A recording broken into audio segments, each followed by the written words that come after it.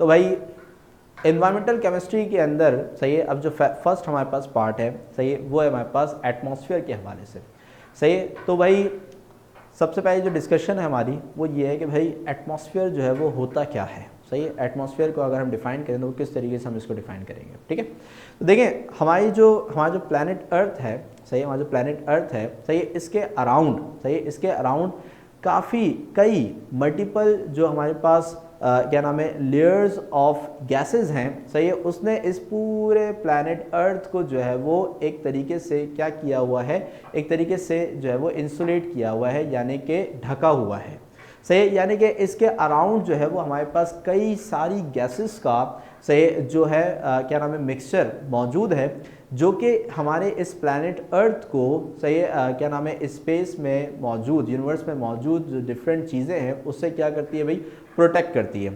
जैसे कि सबने सुना होगा कि हमारे पास जो सूरज की रोशनी है, जब वो सूरज से अर्थ तक आती है तो उसके अंदर कई सारी मुख्तलिफ हार्मफुल रेडिएशंस भी मौजूद होती हैं सही। और उन हार्मफुल रेडिएशंस को जो है हमारे एटमॉस्फेयर के अंदर मौजूद एक मशहूर लेयर जिसका नाम सबको पता होगा, जिसको हम बोलते हैं ओजोन लेयर सही। ओजोन लेयर जो है वो उन हार्मफुल रेडिएशंस को क्या कर लेती है, एब्जॉर्ब कर लेती है। तो यहाँ से हमें पता चलता है कि जो प्लैनेट अर्थ हमारे पास मौजूद है, इस प्लैनेट अर्थ के अराउंड हमारे पास कई सारी जो गैसेस हैं, इसने इस प्लैनेट अर्थ को जो है वो क्या किया हुआ है सही, बचा के रखा हुआ है मुख्तलिफ हार्मफुल रेडिएशन से सही, जो कि हमारे स्पेस के अंदर मौजूद है सही। इसी वजह से हमारे पास क्या होता है कि भाई इसका जो यानी कि जो अर्थ का जो इन्वायरमेंट है ये दूसरे प्लैनेट्स के क्या नाम है मुकाबले में काफ़ी ज़्यादा मुख्तलिफ है, ठीक है। अब अगर हम इसको डिफाइन करें सही, तो हम इसको किस तरीके से डिफाइन करेंगे, the earth is surrounded by a layers of gases called atmosphere, ठीक है। तो एटमॉस्फेयर को अगर हम डिफाइन करें तो एटमॉस्फेयर क्या है कि भाई अर्थ के अराउंड जो हमारे पास मुख्तलिफ जो गैसेस की लेयर्स मौजूद हैं सही, इसी को हम क्या कहते हैं भाई, एटमॉस्फेयर भी कहते हैं, ठीक है भाई। अच्छा, the atmosphere protect earth like a blanket of insulation सही। जैसे कि मैंने अभी आपसे क्या बात कही कि ये जो मुख्तलिफ गैसेज हैं, ये जो मुख्तलिफ लेयर्स ऑफ गैसेज हैं जिसने सराउंड किया हुआ है किस चीज़ को भाई, सही अर्थ को सही, ताकि ये सूरज से और हमारे स्पेस में मौजूद जो मुख्तलिफ हार्मफुल रेडिएशंस हैं सही, उससे प्रोटेक्ट कर सके किसको भाई, अर्थ को। और अर्थ का जो इन्वायरमेंट है सही उसको हैबिचुअल बना सके, यानी कि यहाँ पे जो लाइफ है वो इसके इन्वायरमेंट की वजह से ही पॉसिबल है सही। अगर इसके अराउंड ये जो मुख्तलिफ गैसेज हैं, ये जो एक बिग ब्लैंकेट ऑफ इंसुलेशन है, अगर ये मौजूद ना हो तो फिर अर्थ पे भी जो है वो लाइफ एग्जिस्ट नहीं कर सकती। जैसे कि दूसरे प्लैनेट्स में हम क्या देखते हैं भाई, लाइफ वहाँ पे मौजूद नहीं है सही, क्यों, क्योंकि वहाँ पे एटमॉस्फेयर ही नहीं है सही। तो वहाँ पे हमारे पास क्या होता है कि हर तरह की रेडिएशन वहाँ पे जो है वो मौजूद क्या नाम है इंटर हो सकती है, दैट्स वाई कि वहाँ पे लाइफ एग्जिस्ट नहीं कर सकती। तो अर्थ के पास एक बड़ी अच्छी बात और एक प्लस पॉइंट यही है कि हमारे पास क्या मौजूद है सही, एक big blanket of insulation which is composed of a different gases से विच प्रोटेक्ट्स द अर्थ सही, जो कि अर्थ को प्रोटेक्ट करता है और इसका जो सराउंडिंग है उसको हैबिटेबल बनाता है, यानी कि ये रहने के काबिल जो है वो बन सके, ये प्लैनेट जो है वो रहने के काबिल बन सके और लाइफ यहाँ पे एग्जिस्ट कर सके, ठीक है। अच्छा जी, फिर इसके अलावा so it absorb the heat from the sun and keep the heat inside the atmosphere helping the earth to stay warm सही। अब यहाँ पे हमारे पास क्या होता है कि अर्थ का जो टेम्परेचर है सही है उसको मेंटेन करने में भी जो है क्या नाम है, ये जो हमारे पास एटमॉस्फेयर है सही, ये जो हमारे पास लेयर्स ऑफ गैसेस हैं ये काफ़ी मेन किरदार अदा करती हैं सही। अब इसमें होता क्या है कि भाई जो हमारे पास अर्थ से जो हीट एनर्जी हमें मिलती है सही, तो जब अर्थ से हीट एनर्जी हमारे पास अर्थ पे आती है सही, तो होता क्या है कि अगर हमारे पास जो हीट एनर्जी है वो अर्थ से टकराएगी, ठीक है, तो टकरा के हमारे पास क्या हो जाती है, रिफ्लेक्ट हो जाती है। तो अगर जो हीट एनर्जी है सही, जो कि सन हमें प्रोवाइड कर रहा है, तो वो अगर अर्थ की सरफेस से टकरा के रिफ्लेक्ट बैक हो जाए सही, तो इससे क्या होगा कि जो हीट एनर्जी है वो तो फिर एक जगह पे रुकेगी नहीं और हमारा जो अर्थ है फिर वो गर्म नहीं होगा सही, यानी कि फिर उसका जो टेम्परेचर है वो इतना ज़्यादा ठंडा हो जाएगा सही, इतना ज़्यादा कोल्ड टेम्परेचर हो जाएगा कि यहाँ पे लाइफ एग्जिस्ट नहीं कर सकेगी। सही है। तो अब हमें करना क्या होता है कि भाई जो सन से जो हीट एनर्जी हमें मिलती है, सही, उसको हमें यहाँ पे अर्थ के सराउंडिंग में क्या कराना होता है, ट्रैप कराना होता है, सही, यानी कि उस हीट एनर्जी को, सही, इस अर्थ के सराउंडिंग में क्या करना होता है, रोकना होता है, सही, ताकि उससे क्या हो सके, जो अर्थ का एनवायरनमेंट है वो क्या रहे, सही, क्या नाम है, वार्म रहे, सही, गर्म रहे, जिससे यहाँ पे जो लाइफ मौजूद है, सही, यहाँ पे जो ह्यूमन बींग्स हैं, जो प्लांट्स हैं, जो एनिमल्स हैं, सही, जितने भी लिविंग बींग्स हैं, सही, उसके लिए एक प्रॉपर इन्वायरमेंट उसे मिल सके, सही। तो उसके लिए हमारे पास क्या है कि उस हीट एनर्जी को ट्रैप करने के लिए, रोकने के लिए, ये तमाम जो गैसेस हैं जिसने अर्थ को सराउंड किया हुआ है, ये उन गैसेस को एब्जॉर्ब कर लेती हैं, जिससे इसका टेम्परेचर क्या रहता है भाई, सही, इसका टेम्परेचर क्या रहता है, वार्म रहता है, सही, यानी कि गर्म रहता है। क्योंकि अगर ये गैसेस मौजूद ना हो, सही, तो अर्थ का टेम्परेचर इतना कम हो जाएगा, इतना ठंडा हो जाएगा कि यहाँ पे लाइफ एग्जिस्ट करना काफ़ी मुश्किल हो जाएगी, सही भाई। तो ये जो पॉइंट है हमारे पास, it absorb the heat from the sun and keep the heat inside the atmosphere, यानी कि इसी एटमॉस्फेयर के अंदर इसको रोक लेती है, and helping the earth to stay warm, ताकि अर्थ क्या रहे, गर्म रहे, और यहाँ पे जो लिविंग बींग्स हैं वो आसानी से रह सकें। क्लियर हो गई बात यहाँ पे, सही। इस पॉइंट में किसी को भी प्रॉब्लम, एनीवन, किसी को question? Okay, good good.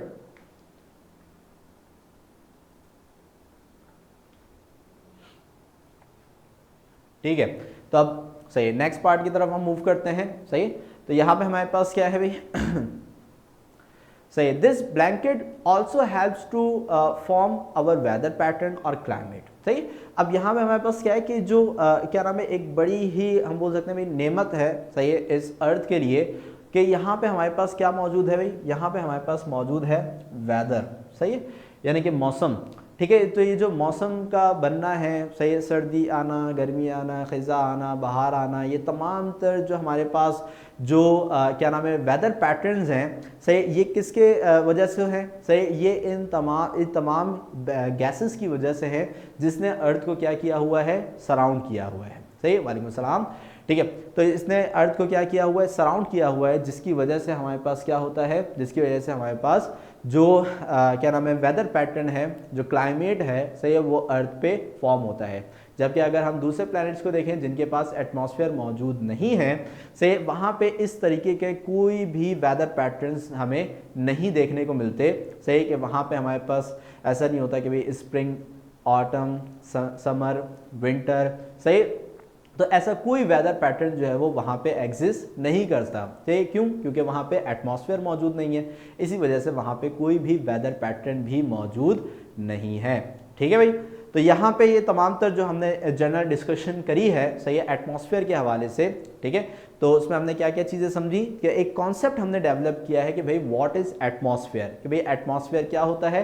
Atmosphere जो है इस पूरी अर्थ के अराउंड, सही, हम एक ब्लैंकेट ऑफ गैसेस को कहते हैं, जिसने इस अर्थ को क्या किया हुआ भाई, प्रोटेक्ट किया हुआ है, सही। और इस गैसेस की वजह से ही अर्थ का जो टेम्परेचर है वो भी मेंटेन रहता है, जिसकी वजह से यहाँ पे लाइफ पॉसिबल है, सही। अगर ये गैसेस मौजूद ना होती, सही, तो अर्थ जो है वो कभी भी रहने के काबिल नहीं हो सकती थी, सही, क्योंकि यही गैसेस हैं जिसकी वजह से हमारे पास तमाम वेदर पैटर्न्स भी फॉर्म होते हैं, और तमाम तर चीज़ें जो हीट ट्रैप होती है वो भी इन्हीं गैसेस की वजह से होती है। और मेनली ये हमें जो स्पेस में मौजूद डिफरेंट हार्मफुल रेडिएशंस हैं उससे भी हमें क्या करता है, प्रोटेक्ट करता है। क्लियर हो गई बात यहाँ पे, सही। अच्छा, और सबसे बड़ी और मेन बात कि आपने कभी जो है वो देखा होगा मूवीज़ में, सही, या फिर डॉक्यूमेंट्रीज़ के अंदर, सही, कि अगर कोई जो क्या नाम है एस्ट्रोनॉट्स वगैरह हैं जो कि सरफेस ऑफ मून के ऊपर मौजूद हैं, तो उसका स्काई जो है, यानी कि उसका आसमान जो है वो हमेशा ब्लैक होता है। आपने इस चीज़ को नोटिस किया है, सही, कि अगर कोई एस्ट्रोनॉट जो है, सही, वो कहाँ पे मौजूद है भाई, मून पे मौजूद है, या मार्स की अगर तस्वीरें आपने देखी हो, तो हमेशा जो आसमान है वो हमेशा ब्लैक होता है, वो हमेशा ब्लैक होता है, कभी भी अर्थ की तरह ब्लू नहीं होता, सही। क्यों? भाई इसका रीज़न ये है कि अर्थ का जो स्काई है वो हमें ब्लू इसी वजह से नज़र आता है क्योंकि हमारे ऊपर जो है वो कई सारी जो है वो गैसेस मौजूद हैं। सही, तो जब सूरज की रोशनी उन गैसेस से गुजरती हुई आती है, सही, तो होता क्या है कि हमें जो है वो एक मुख्तलिफ जो कलर्स हैं वो नज़र आते हैं। सही, तो ये जो कलर फॉर्मेशन है यानी कि जो हमारा स्काई है ये ब्लू इस वजह से है क्योंकि हमारे सराउंडिंग में मुख्तलिफ गैसेस मौजूद हैं।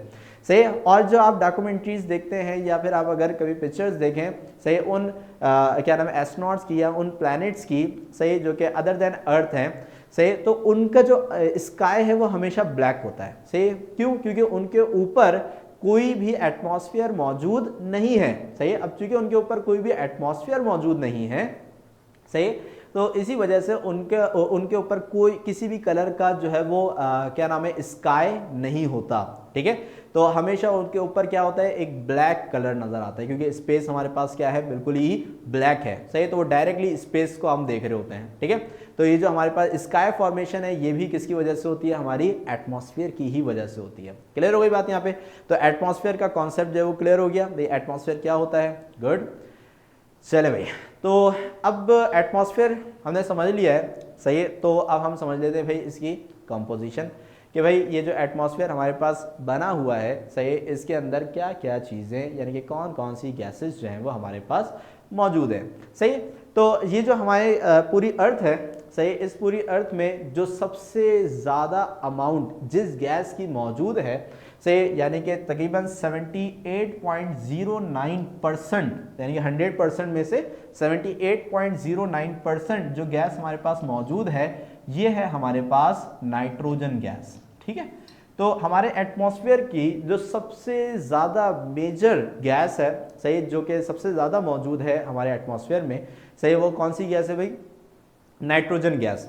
ठीक है, और फिर नाइट्रोजन के बाद, सही, जो हमारे पास बारी आती है, सही, वो आती है ऑक्सीजन गैस की, यानी कि फर्स्ट नंबर पे तो हमारे पास नाइट्रोजन ही है। सही, और फिर सेकंड नंबर पे हमारे पास क्या मौजूद है भाई, ऑक्सीजन मौजूद है। सही, जिसकी अमाउंट हमारे पास कितनी होती है भाई, 20.95%। ठीक है, तो 78.09% यानी कि इतना सारा एरिया जो है वो तो सिर्फ और सिर्फ किसने लिया हुआ है भाई, नाइट्रोजन नहीं लिया हुआ है। फिर इसके अलावा जो अदर कंपोजिशन है वो हमारे पास किसकी हुई भी होती है, ऑक्सीजन की हुई भी होती है। और हम सबको पता है कि ऑक्सीजन हमारे लिए कितनी ज़रूरी है, क्योंकि इंसानों के सांस लेने के लिए क्या चीज़ चाहिए भाई, ऑक्सीजन ही चाहिए। ठीक है, तो हमारी एनवायरनमेंट का जो दूसरा बड़ा हिस्सा है वो ऑक्सीजन का ही होता है। सही, फिर इसके बाद जो हमारे पास नेक्स्ट नंबर पे हमारे पास जो गैस आती है, सही है, फिर वो सारी गैसेस जो है वो कम परसेंटेज में, काफ़ी कम परसेंटेज के अंदर मौजूद होती हैं, जिसमें हमारे पास 1.96% के अंदर हमारे पास मौजूद होता है वाटर। सही, वाटर वेपर्स।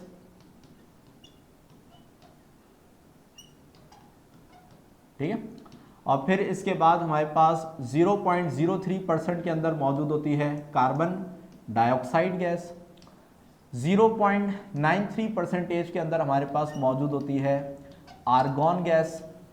ठीक है, जो कि एक नोबल गैस है। और फिर 0.01% फिर ये हमारे पास जो है वो तमाम तर अदर गैसेस जो है वो आ जाती हैं। सही, जिसके अंदर मुख्तलिफ गैसेज हैं जैसे कि कार्बन मोनोऑक्साइड है, नियॉन है, क्रिप्टॉन वगैरह है। इस तरह की जो जितनी भी हमारे पास गैसेज हैं वो सारी की सारी फिर हमारे पास 0.01% के अंदर वो तमाम गैसेज जो है वो मौजूद होती हैं। सही, प्लस फिर हमारा जो क्या नाम है एयर है उसके अंदर मुख्तलिफ फिर इम्प्योरिटीज़ भी शामिल होती हैं, तो वो भी इसके अंदर ही फिर कंपनसेट हो जाती हैं। ठीक है भाई, तो so the composition of atmosphere यानी कि हमारी जो अर्थ है उसके अराउंड जो चीज़ें हमारे पास मौजूद हैं उनमें सबसे पहले हमारे पास क्या आता है, नाइट्रोजन, देन फिर ऑक्सीजन, देन फिर वाटर वेपर्स, देन फिर हमारे पास आर्गॉन, फिर इसके बाद कार्बन डाइऑक्साइड गैस, और फिर सबसे कम अमाउंट जो है वो फिर जितनी भी हमारे पास मुख्तलिफ गैसेज हैं, सही, उन सब की आ जाती है, जो कि अराउंड 0.01% तक की होती हैं। क्लियर हो गई बात यहाँ पे? सही, तो ये कंपोजिशन चार्ट आपकी बुक के अंदर भी मौजूद है। सही है, और जिसको अभी हमने यहाँ पे डिस्क्राइब किया है। ठीक है भाई, इससे रिलेटेड कोई क्वेश्चन, एनीवन? ओके, ठीक है।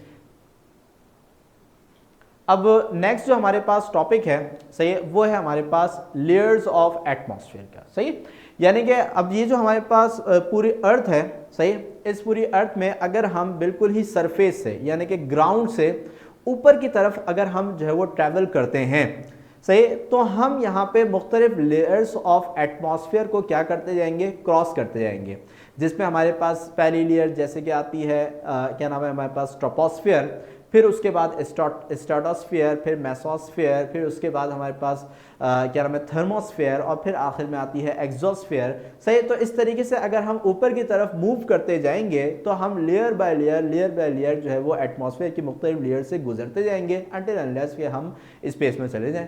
ठीक है, तो यहाँ पे क्या है कि अगर हम लेयर्स ऑफ एटमॉस्फेयर को डिस्कस करते हैं तो इसमें मेजरली हमारे पास जो सबसे पहली लेयर मौजूद है वो है हमारे पास ट्रोपोस्फियर। सही है, पहली लेयर हमारे पास कौन सी है भाई, ट्रोपोस्फियर, जिसको अभी हम ब्रीफली नेक्स्ट टॉपिक के अंदर भी डिस्कस करेंगे, क्योंकि मेनली हमारे पास दो लेयर्स को हमने डिस्कस करना है। Number 1 is troposphere and number 2 is stratosphere. ठीक है, तो number 1 is troposphere. So troposphere is the layer, सही, जहां पे हम रहते हैं, सही, जहां पे हमारे तमाम तर इन्वायरमेंट, वेदर वगैरह सब चीजें से मौजूद हैं। सही है, वो सारी की सारी तमाम चीज़ें हमारे पास कहाँ पर हैं, वो हमारे पास ट्रोपोस्फियर के अंदर मौजूद हैं। सही, इसमें हमारे जितने भी प्लांट्स हैं, हमारे जितने माउंटेन्स हैं, सारी चीज़ें, और जहाँ पे हमारा जहाज़ उड़ता है, सारी चीज़ें, सब काम जो है वो हम जितना भी हम कर रहे होते हैं वो सारे के सारे कहाँ पे मौजूद है, ट्रोपोस्फियर के अंदर मौजूद है। सही, यानी कि अराउंड 75 से 78% जो पूरे एटमॉस्फेयर का जो परसेंटेज है वो सारा का सारा किसके अंदर मौजूद है,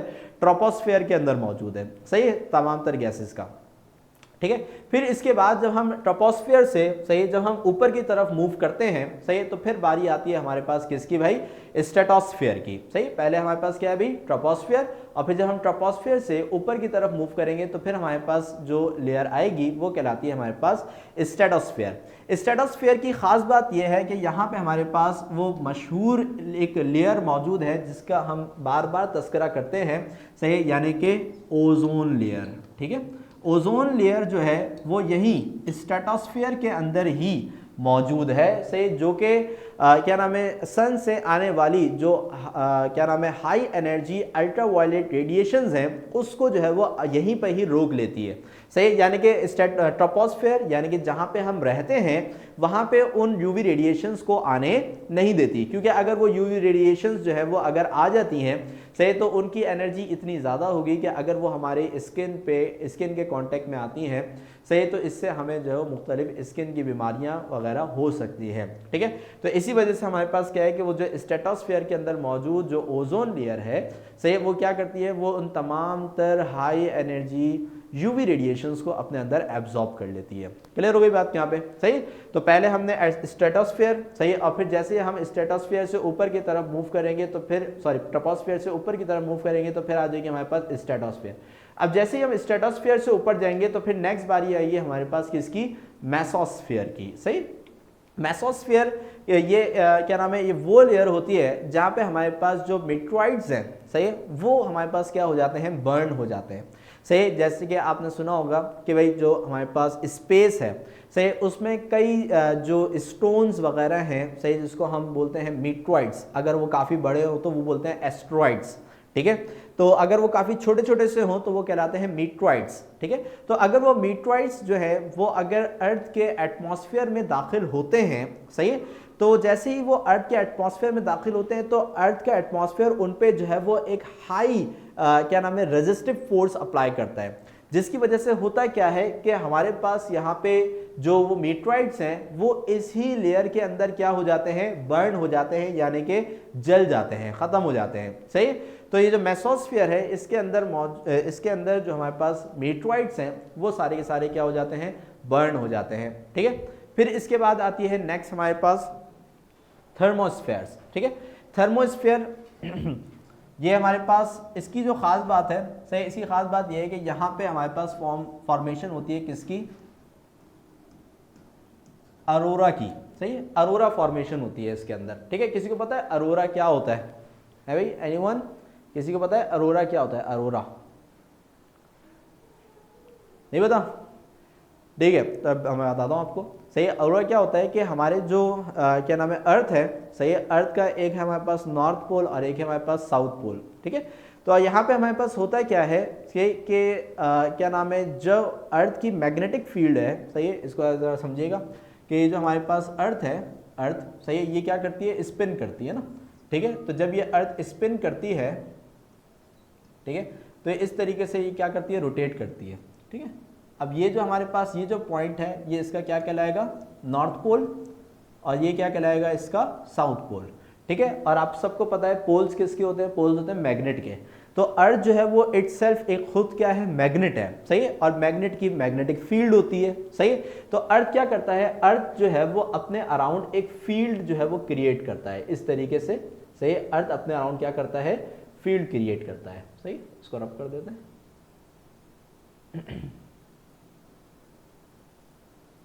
हो गया। तो अर्थ जो है वो अपने अराउंड इस तरीके से फील्ड, मैग्नेटिक फील्ड जो है वो क्रिएट करता है, ठीक है। अब होता क्या है कि जब हमारे पास सूरज से कुछ मल्टीपल रेडिएशंस जब आती हैं, सही है, सूरज से, तो वो क्या करती हैं कि वो इस मैग्नेटिक फील्ड को, अर्थ की जो मैग्नेटिक फील्ड है उसको क्या कर देती है, ब्रेक कर देती हैं, सही है, यानी कि यहां से इसको तोड़ देती हैं, ब्रेक कर देती हैं, सही है।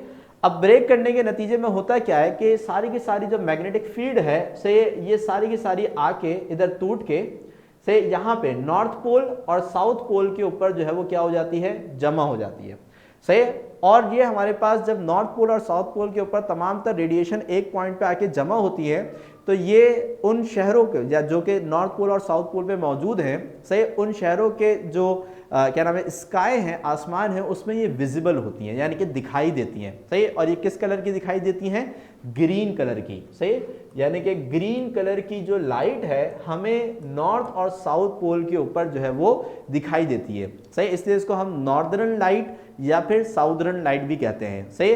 तो ग्रीन कलर की जो एक लाइट्स हैं वो एक बड़ी काफ़ी खूबसूरत सा एक मंजर होता है, सही, वो हमें दिखाई देता है, जो कि किस वजह से बनता है कि जब सन से आने वाली जो रेडिएशंस हैं, जब वो अर्थ की मैग्नेटिक फील्ड को ब्रेक करती हैं, सही, तो वो जो रेडिएशन है वो नॉर्थ पोल और साउथ पोल के ऊपर क्या हो जाती हैं, जमा हो जाती हैं, जिनको हम विजिबली देख सकते हैं, सही है।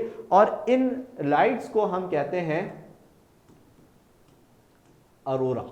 और ये जो अरोरा फॉर्मेशन है ये बेसिकली होती किसके अंदर है, ये होती है थर्मोस्फेयर के अंदर, ठीक है। तो थर्मोस्फेयर के अंदर जो है वो हमारे पास क्या होती है, अरोरा की जो फॉर्मेशन है, सही, वो होती है। तो अरोरा आपको समझ में आया भाई अरोरा क्या होता है, ठीक है, कि जब अर्थ की मैग्नेटिक फील्ड को सन की जो मैग्नेटिक फील्ड है जब वो उसको ब्रेक करती है, तो ब्रेक होने के बाद वो तमाम मैग्नेटिक फील्ड नॉर्थ और साउथ पोल के ऊपर क्या हो जाती है, जमा हो जाती है, सही, जिसकी वजह से उसको विजिबली देखा जा सकता है, जो कि किस कलर की अपेयर होती है भाई, ग्रीन कलर की अपेयर होती हैं, और इसको हम बोलते हैं ऑरोरा, सही। क्लास एंड हो ना, सही, तो जल्दी से गूगल भी कर लिएगा, और गूगल में आपको उन ऑरोरा की बहुत ही ब्यूटीफुल सी पिक्चर्स भी आपको जो है वो देखने को मिलेंगी, सही। काफ़ी लोग जो है वो देखने जाते भी हैं, नॉर्थ और साउथ पोल्स के जो शहर मौजूद हैं वहाँ पे इसको एंजॉय करने, देखने जाते हैं, काफ़ी खूबसूरत मंजर होता है, ठीक है। तो उसकी फॉर्मेशन कहाँ होती है भाई, थर्मोस्फेयर में होती है, थर्मोस्फेयर की बड़ी खास बात है, ठीक है। और फिर इसके बाद सबसे आखिरी जो हमारे पास आता है वो आता है हमारे पास एक्सोस्फीयर, सही। Exosphere is the last layer of our atmosphere, सही, जहां पे हमारे पास जितने भी स्पेसशिप्स और हमारे जितने भी सैटेलाइट्स हैं वो सारे के सारे क्या हुए हुए हैं, प्लेस्ड हुए हुए हैं, सही। तो वो सारे के सारे सैटेलाइट्स जो हैं, सही, वो सारे के सारे एक्सोस्फीयर के अंदर प्लेस किए जाते हैं, सही है। ये बात आपको सबको पता है कि अर्थ के ऊपर कई सारे जो सैटेलाइट्स हैं वो प्लेस हुए हुए हैं, जो कि अपने एक मुख्तलिफ फंक्शन जो है प्रोवाइड कर रहे हैं, सही। कुछ सिग्नल्स के लिए होते हैं, कुछ GPS के लिए होते हैं, कोई अलग अलग जो सब क्या नाम है वर्क है वो परफॉर्म कर रहे हैं, सही। तो वो सारे के सारे कहाँ पे प्लेस किए जाते हैं भाई, एक्सोस्फीयर के अंदर प्लेस किए जाते हैं, सही। क्या नाम है, जहाँ पे वो सारे अर्थ के अराउंड क्या करते रहते हैं, रोटेट करते रहते हैं। क्लियर हो गई बात यहाँ पे, सही। तो भाई हाँ, अच्छा आपने पिक्चर देखी, गुड। तो यहाँ पे हमारे पास क्या है कि भाई यहाँ पे हमारे पास जो तमाम तर लेयर्स हैं, सही। तो इसमें हमारे पास सबसे पहले क्या आएगा भाई, troposphere, then stratosphere, then mesosphere, then thermosphere, then exosphere, और उससे ऊपर जो है वो फिर आप कहाँ चले जाएंगे भाई, स्पेस में चले जाएंगे, ठीक है ना। तो यहाँ पे हमारे पास जो है वो अर्थ का जो एटमॉस्फेयर है वो यहीं पे हमारे पास क्या हो जाएगा, मुकम्मल हो जाएगा। क्लियर हुई बात यहाँ पे। तो एनीवन किसी को इस चीज़ क्या नाम है, इन लेयर्स के रिलेटेड कोई भी क्वेश्चन हो तो जल्दी से वो पूछ लें। एनीवन, ओके ओके गुड, सही है। मिनाइल को कोई क्वेश्चन नहीं है, सही। बरेर वासिफ को नहीं है, और भी बच्चे भाई जल्दी से बता दें। ओके ओके ठीक है। तो अब हम मूव करते हैं। अब क्या है कि भाई हमारा जो कोर्स है उसके अंदर तमाम लेयर्स में से सिर्फ और सिर्फ ट्रोपोस्फियर और स्ट्रेटोस्फियर को जो है वो क्या नाम है ब्रीफली डिस्कस किया गया है। तो अब हम इसको भी ब्रीफली जो है वो जल्दी से डिस्कस कर लेते हैं, सही है, और देखते हुए क्या क्या चीज़ें मौजूद हैं। ठीक है, तो भाई अब हम आ जाते हैं किस पे, सिर्फ ट्रोपोस्फियर पे। तो सारी डिस्कशन अब सिर्फ ट्रोपोस्फियर के लिए होगी।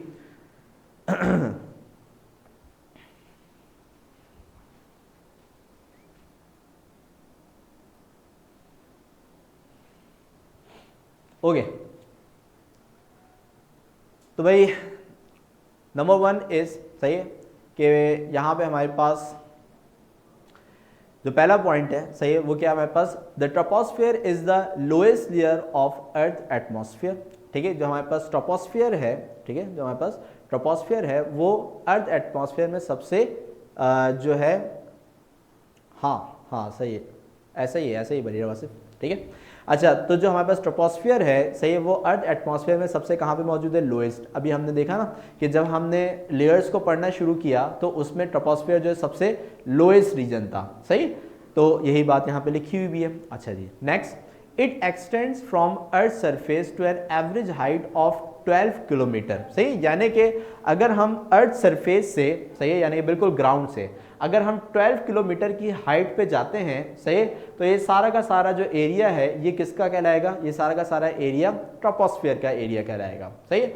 Also this altitude varies about 9 to 17 kilometres, सही है। अब ये जो हमारे पास क्या नाम है ट्रोपोस्फियर है, इसकी एवरेज हाइट तो हमारे पास 12 किलोमीटर है, सही, लेकिन ये वेरी करता है, सही, क्योंकि अर्थ की जो सरफेस है वो क्या नाम है हमारे पास इक्वल नहीं है, यानी कि बिल्कुल स्फेरिकल नहीं है, सही। जैसे कि हम पढ़ते तो हैं कि भाई अर्थ हमारे पास बिल्कुल गोल है, लेकिन ऐसा है नहीं, अर्थ थोड़ी सी जो है वो ओवल टाइप है, सही।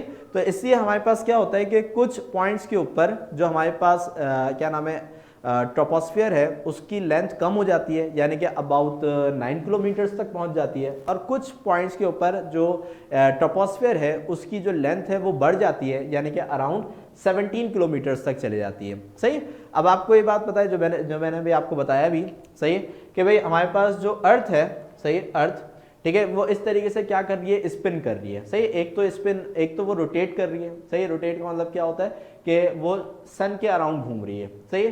तो जब अर्थ सन के अराउंड घूमती है उसको हम बोलते हैं एक साल, सही, यानी कि एक साल में एक पूरा चक्कर सन के अराउंड जो है वो कंप्लीट होता है, सही। जबकि अर्थ जो है, सही, वो इस तरीके से हमारे पास यहाँ पे स्पिन भी कर रही है, ठीक है ना। अब यहाँ पे हमारे पास क्या है कि जब ये जो अर्थ जिस तरीके से स्पिन कर रही है, तो ये वाला जो पॉइंट है हमारे पास, ये इसका नॉर्थ पोल कहलाएगा और ये इसका क्या कहलाएगा, साउथ पोल कहलाएगा। अब यहाँ पे आपको ये जो व्हाइट कलर की लाइन नजर आ रही है ये कहलाती है इक्वेटर, यानी कि जहाँ पे अर्थ जो है वो बिल्कुल ही इक्वल दो पार्ट्स के अंदर डिस्ट्रीब्यूट हो रही होती है, ठीक है। तो ये हमारे पास क्या कहलाती है, ये लाइन हमारे पास कहलाती है इक्वेटर, ठीक है। तो अगर हम जो है वो इक्वेटर के किसी भी पॉइंट के ऊपर मौजूद हैं, यानी कि यहाँ पे मौजूद हैं, इधर इधर इधर, यानी कि इस लाइन के ऊपर हम कहीं पे भी मौजूद हैं इक्वेटर पे, सही। तो यहाँ पे हमारे पास जो क्या नाम है ट्रोपोस्फियर है, सही, उसकी लेंथ हमारे पास कितनी हो जाएगी भाई, सही, 9 किलोमीटर्स तक हो जाएगी, सही, क्योंकि यहाँ से हमारे पास जो लेंथ है वो क्या हो जाती है, क्या नाम है, कम हो जाती है, ठीक है। लेकिन अगर हम जो है कहाँ पे मौजूद है भाई, इसके पोल्स पे मौजूद है, यानी कि नॉर्थ पोल और साउथ पोल के ऊपर मौजूद है, तो यहाँ से हमारे पास जो लेंथ है इसकी वो तकरीबन 17 किलोमीटर्स तक चले जाती है। तो ऑन एवरेज अगर हम दोनों का एवरेज निकाल लें तो भाई पूरी जो हमारे पास ट्रोपोस्फियर है, सही, उसकी जो टोटल हाइट बनती है वो हमारे पास 12 किलोमीटर ही बनती है, ठीक है भाई। इसके बाद नेक्स्ट पॉइंट है हमारे पास, से this is where we live even where planes fly mostly, ठीक है। यानी कि जैसे मैंने आपको बताया कि भाई तमाम लेयर्स में से, सही, ट्रोपोस्फियर वो लेयर है जहाँ पे तमाम लिविंग बीन्स रहते हैं, सही। तो यही वो रीजन है जहाँ पे हम रहते हैं और यही वो रीजन है जहाँ पे हमारे पास जो हमारे प्लेन्स हैं वो भी फ्लाई करते हैं, सही। अच्छा, फिर इसके बाद weather in this layer effect our life, सही। तो जितना भी वेदर हमारे पास फॉर्म होता है, जिसमें समर है, विंटर है, स्प्रिंग है, ऑटम है, वो सारा का सारा जो क्या नाम है वेदर है वो सारा का सारा ट्रोपोस्फियर के अंदर ही फॉर्म होता है, और ट्रोपोस्फियर के अंदर जो भी वेदर होगा उससे हमारी जो लाइफ है वो इफेक्ट होती है, सही है। तो हम देखते हैं भाई कि जब सर्दियाँ आती हैं तो हमारी लाइफ थोड़ी मुख्तलिफ हो जाती है। गर्मियों में हमारी लाइफ मुख्तलिफ होती है, सही, स्प्रिंग ऑटम। तो जैसे जैसे वेदर चेंज होते हैं तो वो हमारी जो लाइफ है उसके ऊपर भी इफेक्ट लेकर आते हैं, ठीक है। Around 80% of the mass of the atmosphere is in troposphere, सही, यानी कि अगर हम पूरे एटमॉस्फेयर का, सही, यानी कि एग्जॉस्फेयर तक अगर हम पूरा मास लेते हैं एटमॉस्फेयर का, तो उसमें तकरीबन हमारे पास जो 80% यानी कि सबसे ज़्यादा 80% मास जो है वो सारा का सारा ट्रोपोस्फेयर का ही है, ठीक है। यानी कि सारा का सारा मास जो है वो कहाँ मौजूद है, ट्रोपोस्फेयर के अंदर मौजूद है। बाकी जो 20% बचता है वो सारा का सारा कहाँ पे जाएगा, सही, स्ट्रेटोस्फेयर में जाएगा, मेसोस्फेयर में जाएगा, एक्सोस्फेयर में जाएगा, सही है। तो वो फिर 20% डिस्ट्रीब्यूटेड है, ठीक है। लेकिन जो मेजरली हमारे पास तमाम तर गैसेस जो है वो सारी की सारी कहाँ मौजूद है, सही, ट्रोपोस्फेयर के अंदर मौजूद है। क्लियर हो गई बात यहाँ पे, ठीक है। तो इस क्या नाम है, तमाम पॉइंट से रिलेटेड अगर कोई भी क्वेश्चन हो तो जल्दी से पूछ लें, इसको एक दफा रीड आउट कर लें।